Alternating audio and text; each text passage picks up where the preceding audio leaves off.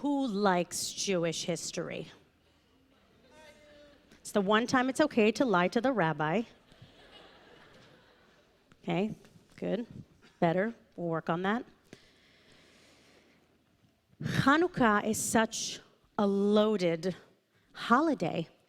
And what's amazing is we talk about the miracles, but I feel like we forget about the real miracle, which is really us.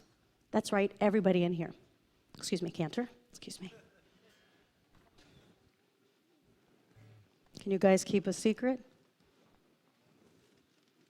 Anybody who said yes probably can't, but I appreciate that. Does anybody know what this is? It sure is. $50 for the person who can say this in Hebrew. Okay. Beth Dairy president, can you just... Sorry. I guess they knew it. Sevivon. Good. Children are walking out of here rich. What do we do with this? What is this for? It's for what? Spin it, spin it, spin it. Yeah, we spin it. Good.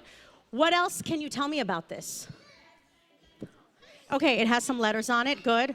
This is not just trivia for children, for the record, okay? I mean, I know we're all pretending it is, but it's not. Okay, it has Hebrew letters. Good. Very good. Some of you brought your own props. Well done. So you know what's really incredible about this?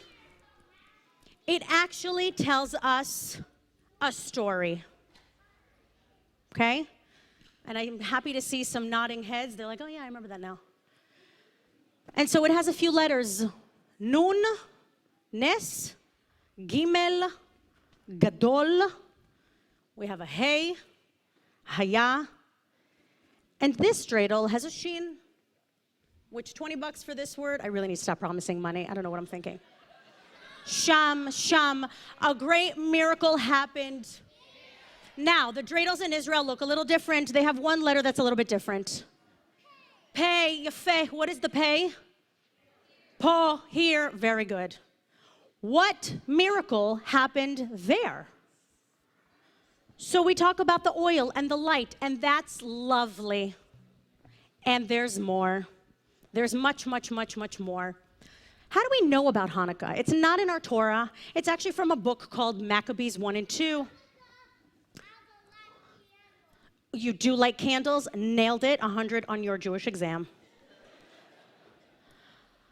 It's in the book of Maccabees 1 and 2. And what happened was, there was an Assyrian king who said, I don't want these Jews living here in Jerusalem. And so he sent his army to conquer the most important place in Jerusalem for the Jews. And what was that at the time? The Holy Temple. Phenomenal. Well done. You go to TLC. I'm very proud. Good job, Michelle Block. Right, the Holy Temple. Now, here was the problem.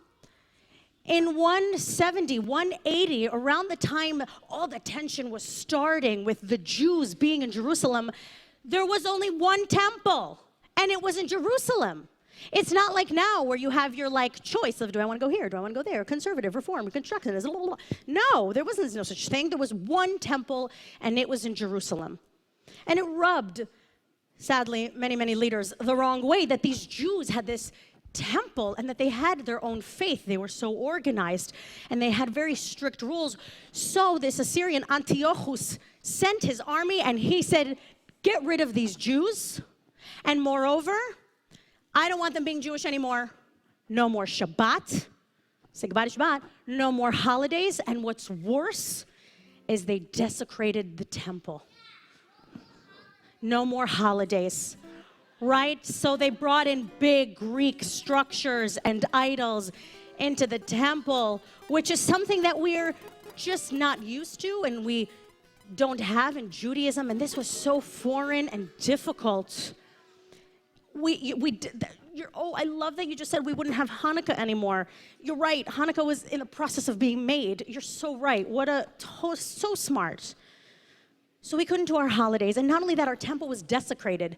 And I feel like these days, you know, without saying anything, we kind of know what that feels like. We kind of are living on edge these days. There's a lot of parallels here. And so then in 168, before the Common Era, a very brave young person named Judah Maccabee gathered his group. He was a Hasmonean. That will be on the exam, so you need to learn how to spell Hasmonean. Got his bandit together, and he said, we need to fight back.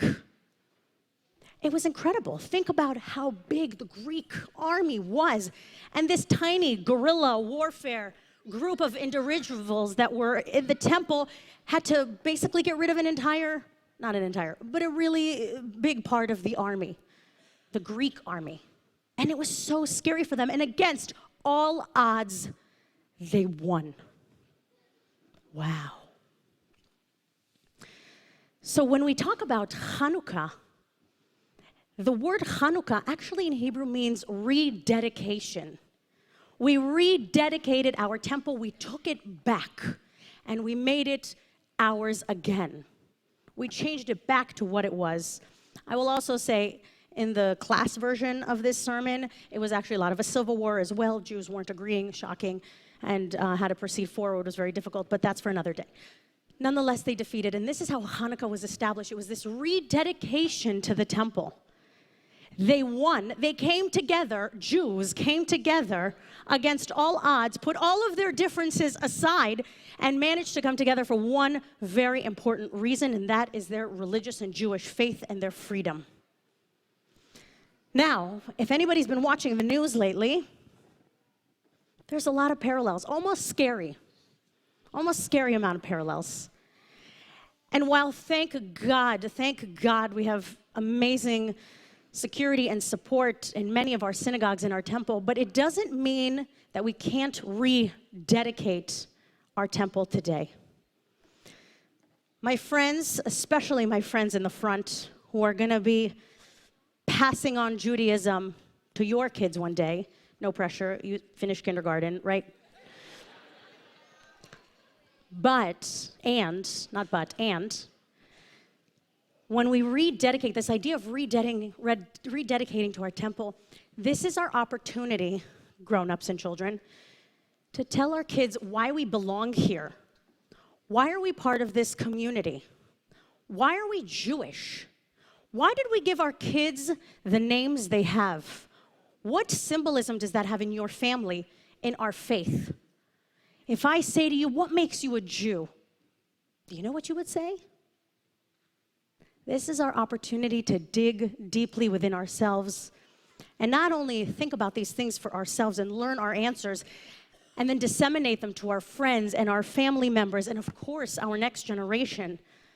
But when we invite people who are of other faiths to our house, we can say, this is what it means to be a Jew. This is what it means to be a faithful, practicing Jew. This is why it is such a gift to our community and to the world. We have so much to offer. And so on this Chanukah, I'd like to invite you, and maybe even a little bit challenge you, for every night, every candle that you light, this Chanukiah, whoever you're lighting it with, share one thing that makes you feel proud to be Jewish. One thing. Share it with whomever you're with. And if you're alone that night, no problem. Call a friend. FaceTime, Zoom. Technology allows us to do that. I invite us all in this season, especially with everything that's happening in the world, to find ways to come together, put differences aside, re-strengthen our Judaism in a really meaningful way. And it's not going to look the same for anybody in here. And that is such a gift of being Jewish.